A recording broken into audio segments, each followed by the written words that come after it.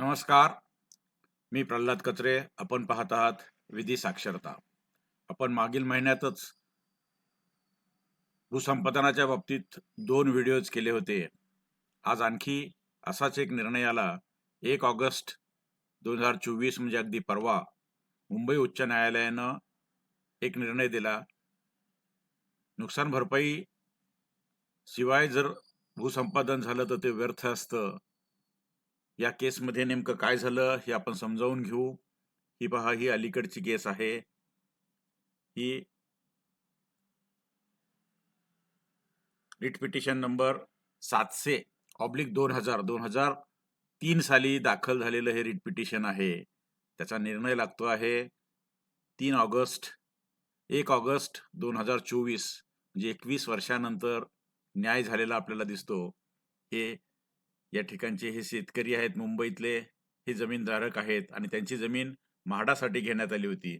इथे पहा, आपल्याला दिसतंय हे याचा निर्णय लागलाय परवा 2 तारखेला 1 ऑगस्ट 2024 ला. नेमकी काय कथा आहे? यात व्यथा देखील आहे आणि कथा देखील आहे. म्हाडाच्या म्हाडाचा जो कायदा आहे त्याच्या कलम 93च्या 5 प्रमाणे एक भूसंपादनाची केस सुरू झाली 14 जुलै 1988 रोजी. मुंबईतलं हे भूसंपादन आहे. 969 चौरस मीटर क्षेत्र एका व्यक्तीचं जातं आहे. त्यावेळेस त्याचा ताबा पण घेतला. त्याच्यावरती गृहनिर्माण झालं. त्याच्याच नावानं त्या ठिकाणी मोठी चाळ पण निर्माण झाली. हे झालंय 88 ला. आता 36 वर्ष याला उलटलेत. आज अखेर या प्लॉट धारकाला मोबदला मिळाला नाही. त्यांनी म्हाडाचे ऑफिसेस, महसूलचे ऑफिसेस, मंत्रालयातले ऑफिसेस आणि शेवटी हायकोर्ट 2003 ला ते हायकोर्टात पोहोचले. 22 जुलै 2003 ला त्यांनी भूसंपादन झालं म्हणतात, जागा झाली, पण मला काही नोटीस आली नाही, मला काही अवॉर्ड आला दाखवला नाही, मला काहीच नाही. माझी जमीन मात्र घेतली गेली आहे. मजुरी करून जगणारा हा माणूस काही खोल्या तिथे बांधल्या होत्या आणि त्या भाड्याने देऊन त्यांना एकदा 1,000 रुपये त्या प्लॉटमध्ये मिळत होते. तो संपूर्ण प्लॉट, ते पत्र्याची चाळ, ते सगळेच्या सगळंच ॲक्विजिशन झालं 88 साली. महिन्याला 10,000 रुपये मिळणार, ते मिळणं बंद झालं आणि कुठेतरी मजुरी करून 10,000 रुपये मिळवायचे आणि घर चालवायचं, अशी परिस्थिती त्या प्लॉट धारकावरती आली. हे 12 जुलै 2003 ला जी याचिका होती त्या दिवशी कुणी आलं नाही म्हणून ती ॲडजर्न झाली. त्यानंतर 2 ऑगस्ट 2003 ला तिथले जे लँड ॲक्विजिशन ऑफिसर होते त्यावेळेचे, त्यांनी प्रतिज्ञापत्र दाखल केलं. ते प्रतिज्ञापत्र पाहून कोर्ट चिडलं. डिव्हिजन बेंच होतं.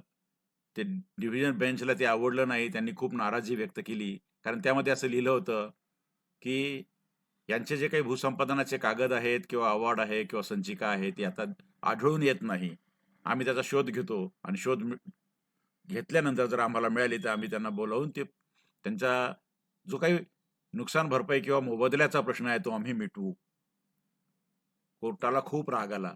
कोर्ट असं म्हणत होतं की दी कॉन्स्टिट्यूशन ऑफ इंडिया, त्याचे जे आर्टिकल 14 आहे ते समानतेची वागणुकीचं आहे. आर्टिकल 21 आहे हा जगण्याचा हक्काचा आहे. त्याची जगण्याचं जी उपजीविकेचं साधन होतं ते तुम्ही काढून घेतलं. त्याच्या हक्कावरच गदा आणली आणि त्याला नोटीस पण नाही.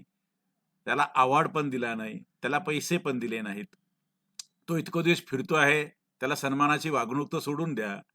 पण मग रितसर कागद आर्टिकल 300A म्हणतंय, कोणत्याच माणसाला तुम्ही डिप्राईव्ह करू शकत नाही. जमीन घ्या, इमिनंट डोमेन तुमचं आहे, सरकारचं आहे, घ्या.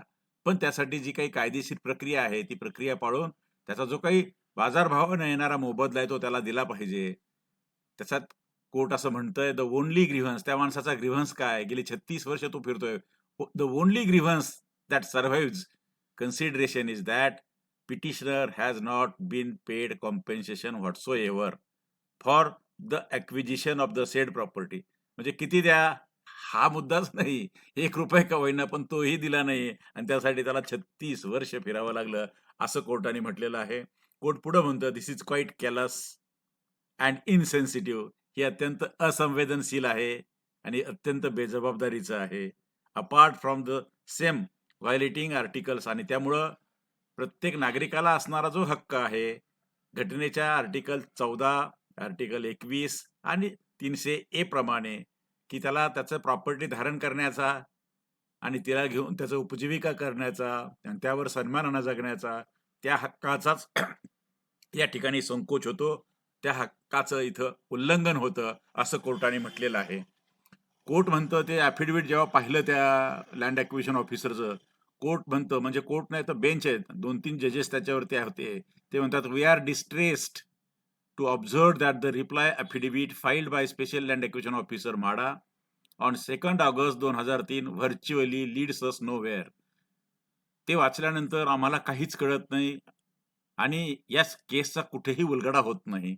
The sed respondent even doesn't know, म्हणजे त्यांनाच माहिती नाही, whether for compulsory acquisition of petitioners land of which possession was taken away. तुम्ही जमीन तर 1989 मध्ये ताब्यात घेतली, अवॉर्ड पास झालाय की नाही हेच तुम्हाला माहित नाही आणि ते तुमच्या ह्याच्यातून कळत नाहीये. तुम्ही म्हणता झाला की नाही हे माहिती नाहीये. कागदपत्र या ऑफिसमधून त्या ऑफिसमध्ये गेलेत, त्यामुळे कदाचित त्या कागदपत्रात असेल. म्हणजे झाला का नाही, नक्की अवॉर्ड झाला का हे माहीत नाही. कागदपत्र नक्की नाहीत का हे पण माहीत नाही. असे सर्व अधांतरीची उत्तरं त्याच्यामध्ये दिसतात. There is no justification in the submission that the original record of the acquisition are not traceable. आणि त्यांनी म्हटलं होतं की ॲक्विजिशनचं रेकॉर्ड हे ट्रेसेबल नाहीये. हे त्यांना आवडलं नाही आणि म्हणून त्यांनी म्हटलंय, कॉन्स्टिट्यूशन ऑफ इंडियाचा आर्टिकल आहे 14, 21 आणि 300 ए. ते म्हणतात, no person shall be deprived of his property save by authority of law. तुम्ही प्रॉपर्टी घेण्याचा सरकारला पूर्ण अधिकार आहे, सक्तीनं घ्या. पण त्यासाठी कायद्याची जी काही राज्य आहे, त्या कायद्याच्या राज्यातली जी काही कायद्याची चौकट आहे, त्या उपलब्ध कायद्याप्रमाणे नोटीस दिली पाहिजे, म्हणणं ऐकलं पाहिजे, पुरावे देण्याची संधी दिली पाहिजे, पुरेसा मोबदला दिला पाहिजे आणि हे झाल्यानंतर त्याला अपीलाची संधी कुठे आहे ते सांगितलं पाहिजे आणि समजा तुम्हाला वाढून पाहिजे असेल तर त्यांना कुठे-कुठे जाता येईल याचं मार्गदर्शन केलं पाहिजे.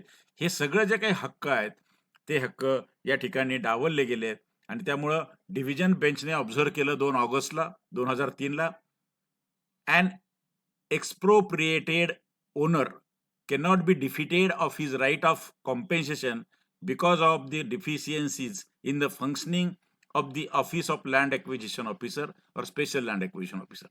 म्हणजे एक्सप्रोप्रिएटेड म्हणजे ज्याची जमीन काढून घेतली, म्हणजे अगदी चालू लोकभाषेत सांगायचं असेल तर त्याला आपण लुटला गेलेल्या माणसाला त्याचा जो कॉम्पेन्सेशनचा हक्क आहे, तो केवळ तुमच्या गलथानपणामुळे, तुमच्या अकार्यक्षमतेमुळे, तुमच्या उदासीनतेमुळे नाकारता येणार नाही. म्हणजे ज्याची जमीन काढून घेतली, त्याला भूमिहीन केलं, त्या माणसाचा जो कॉम्पेन्सेशन मिळण्याचा अधिकार आहे, तो तुम्हाला नाकारता येणार नाही आणि तो डिफीटही करता येणार नाही. म्हणून कोर्टाची मोठी जबाबदारी आहे. 2003 ला हे कोर्टाला कळलं. पण ते 2024 ला आज जजमेंटच्या रूपानं पुन्हा एकदा स्वच्छ झालं आणि या ठिकाणी आता त्यांनी क्लिअरपणे त्यात खूप म्हणजे मोठं जजमेंट आहे. खरं तर वाचलं पाहिजे प्रत्येकाने आणि ज्यांना असे अनुभव आलेत, असे अनेक शेतकऱ्यांचे आणि अनेक जमीनधारकांचे कमेंट्स मला येत असतात, की आमची जमीन अमक्या वर्षी घेतलेली आहे, पण आम्हाला काहीच मिळालेलं नाही. आता तेव्हापासून शोध घेतला पाहिजे. या जजमेंटमध्ये म्हटलंय, की डिलेचा विषय म्हणजे याच्यामध्ये एकच अनडिस्प्युटेड मुद्दा होता, की कॉम्पेन्सेशन दिलेलं नाही. त्यामुळे दुसऱ्या पार्टीनं डिले वगैरे हे मुद्दे कधीच उपस्थित केले नाहीत. निरनिराळ्या ठिकाणी असं होतं, की डिलेचे मुद्दे उपस्थित केले जातात. तेव्हा हे आपण पाहिलं पाहिजे. आता याच्यात पाहिलं तर म्हाडाने त्यांच्या लँड ॲक्विजिशनच्या ऑफिसरमार्फत त्यांच्या कायद्याच्या कलम 93च्या 5 प्रमाणे 14 जुलै 1988 ला 969 चौरस मीटरच्या क्षेत्राचं भूसंपादन सुरू केलं. मात्र या प्लॉट धारकाला नोटीस आली नाही. त्यांनी येऊन ताबा घेतला, पण अवॉर्ड दिला नाही. तिथे गृहनिर्माण संस्था झाली. तिथे मोठी चाळ बांधली गेली. जमीन मालक भूमिहीन झाले. लोकांना घरं मिळाले आणि स्वतः जिथं ज्याचे पत्रे टाकून जिथं चाळ होती, तो माणूस मात्र भूमिहीन झाला. कारण तेवढंच क्षेत्र त्यांच्याकडे होतं. त्यानंतर 36 वर्ष त्यांचे अर्ज फाटे करण्यात, कोर्टाचे आणि निरनिराळ्या कार्यालयात खेट्या घालण्यात गेले. शेवटी कंटाळून उच्च न्यायालयात 22 जुलै 2003 पासून ते उच्च न्यायालयात आहेत. तिथे केस ॲडजर्न झाली. नंतर ती कुणीच येत नाही म्हणून पेंडिंग राहिली. शेवटी 2 ऑगस्ट 2003ला एक प्रतिज्ञापत्र आलं. त्यातही त्यांनी आढळून येत नाही असं सांगितलं. रेकॉर्ड शोधा आणि मोबदला द्या असे आदेश दिले. केस मात्र पेंडिंग राहिली. दिनांक 19 ऑगस्ट 2003ला एका डिव्हिजन बेंचकडून ही केस दुसऱ्या डिव्हिजन बेंचकडे गेली. त्यानंतर कुणीच फिरकलं नाही. प्रतिज्ञापत्रही दिलं नाही. काही पुरावा दिला नाही. शेवटपर्यंत आवाड झाला की नाही हे कुणालाच कळलं नाही.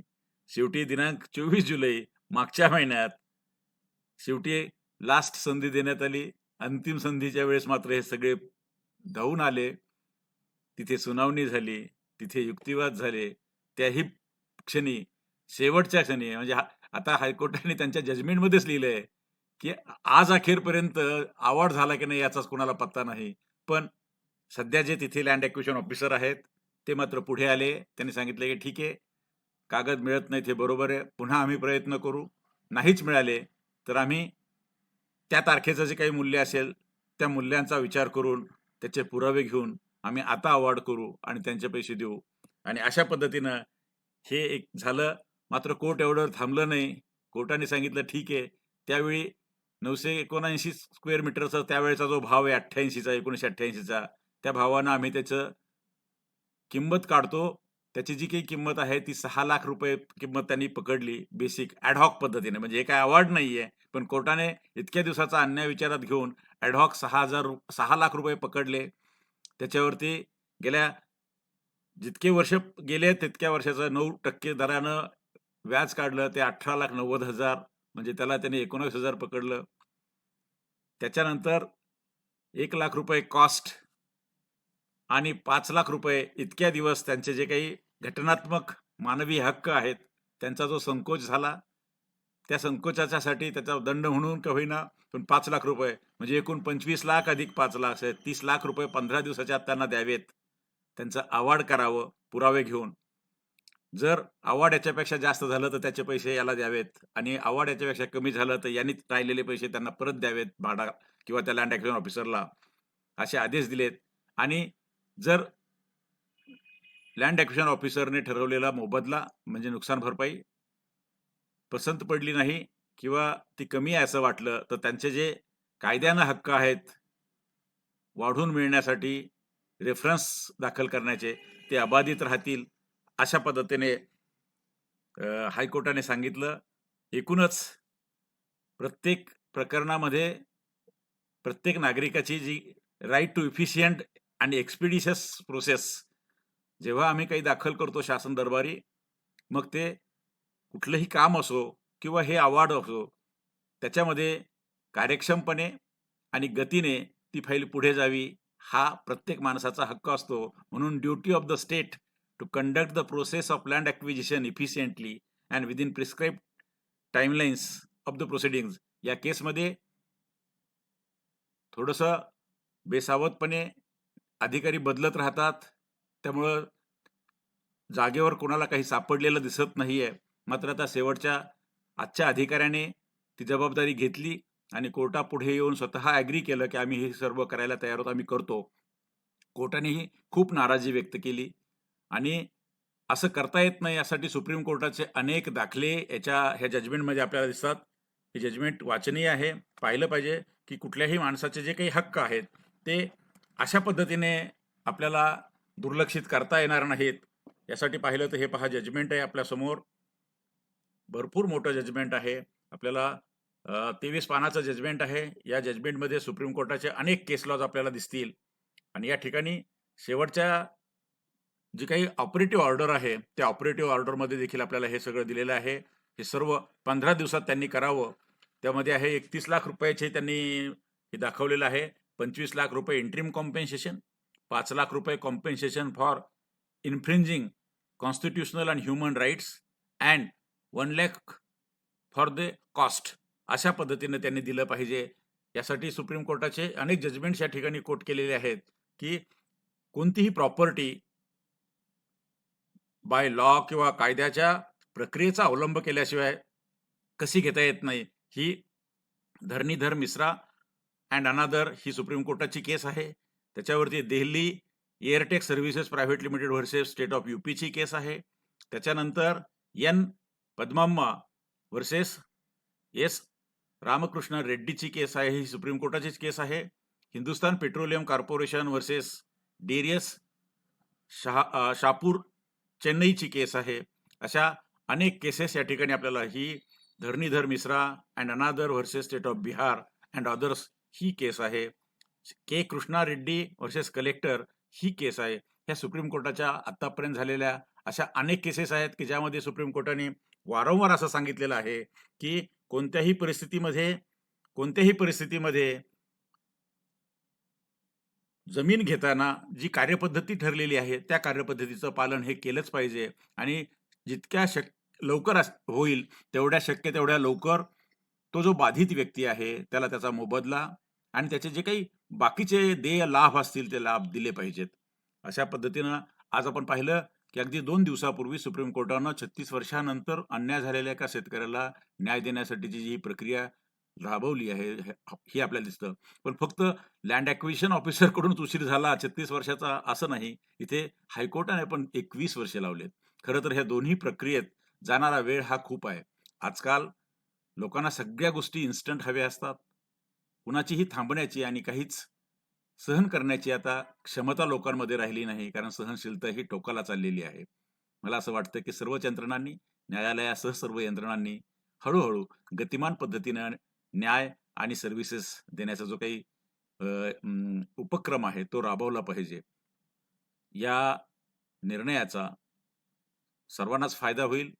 ज्या शेतकऱ्यांना नेहमी आम्हाला मोबदला मिळाला नाही, आमची जमीन अशीच घेतली. अनेक संस्था आहेत की ज्या अनेक वेळा अधिकाराचा वापर करून आपल्याकडे जी शासकीय सत्ता आहे त्याचा वापर करून असं होऊ शकतं. मात्र त्यामध्ये संवेदनशीलता आवश्यक आहे हे कोर्टानं निरनिराळ्या पॅरामधून आणि निरनिराळ्या ऑब्झर्वेशन्समधून आपल्या निदर्शनास आणून दिलं आणि तीच खरी तर लोकांची देखील अपेक्षा आहे. आपण सध्या तरी इथे थांबूया. ज्यांना कोणाला हा जजमेंट वाचायचा असेल, जजमेंट हायकोर्टाच्या वेबसाईटवरती आहे. निरनिराळ्या लॉ रिपोर्ट्समध्ये देखील ते रिपोर्ट झालेलं आहे. सध्या न्यूजमध्ये बऱ्यापैकी ते मीडियावरती फिरतं आहे.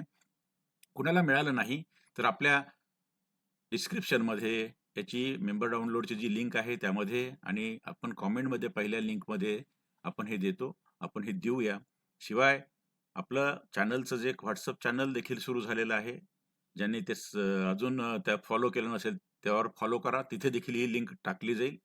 जिथं जिथं आपल्याला शक्य असेल तिथून आपण हे डाउनलोड करून घ्यायला हरकत नाहीये. डाउनलोड करून घ्या, वाचा. ज्यांना याचा उपयोग होईल असं आपल्याला वाटतं त्या सर्वांना पाठवा.